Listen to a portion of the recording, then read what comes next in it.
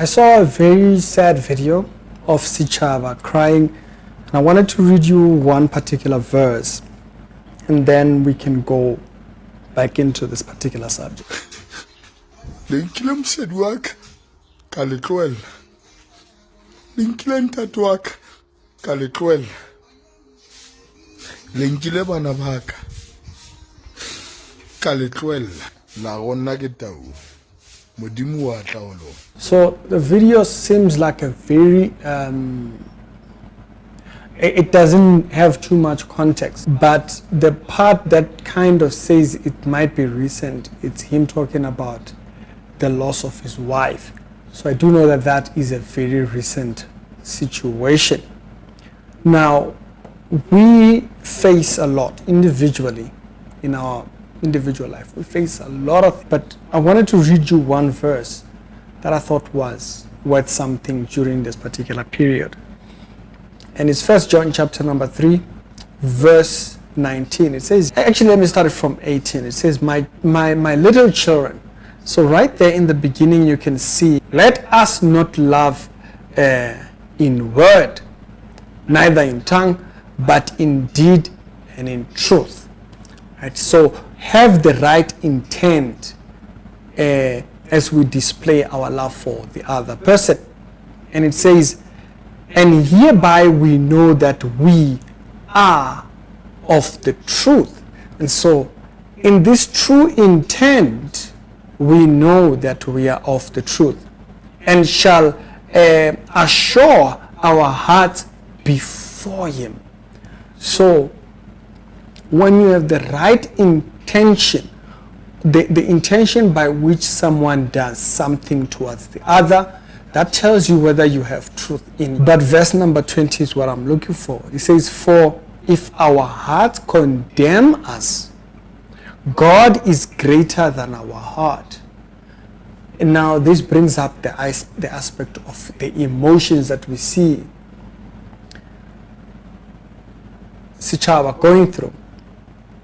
For those that don't know, Sechaba is a gospel musician who's had many struggles over the years. But in this video, he seems like he is at his lowest.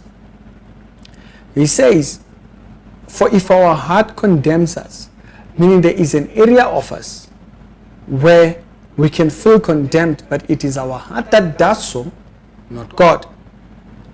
God is greater than our heart. We should never make God equivalent to our emotion. These two things don't gel because they are not equal. If our heart condemns, God would not be doing that because he's gone all the way in saving us. Our anchor, it's God, because people can run away from us. At that moment when you need it the most, you might cry out the most. Nobody comes. You can help the whole world. And at that moment when you need thinking. And so I'm not saying people shouldn't cry. Don't hear the wrong message. I'm telling you where we should start. Let's start with re-establishing relationship with God. These things of people have tasted the bitterness of churches, and then it has turned them away from God, and it has turned them into devils against God. And it has anchored them in nothing. Notice here, he says it very clear. Hereby, verse number 19 of 1 John chapter number 3. Hereby we know that we are of the truth.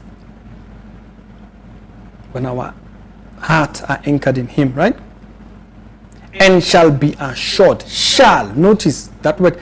And shall assure our hearts. Your emotions will be informed. Shall ensure our hearts before him. My emotions are intact. He says, if our hearts condemn us, God is greater than that. And so my confidence in God reassures me. It builds me back up until my emotions get in check. Get in check, get in line. Let's walk this road. Right? God is greater and he knows it all. So he knows the future that might turn me bitter at the present moment. And then he says, beloved, if our hearts condemn us not, then have we confidence towards God. So when we lack in confidence, where do we start? We abandon God, and then we wonder why are we such rags? Why do we feel like undesirables? Because we've abandoned the anchor, the emotions that I desire towards other people or from other people. It's a shore. They don't have to feel like they're dumping emotions and it's not doing anything. You know, when people dump emotions, it helps to see them. They see you build yourself back up. You see, like a Dr. Malinga, he cried, he poured his heart out.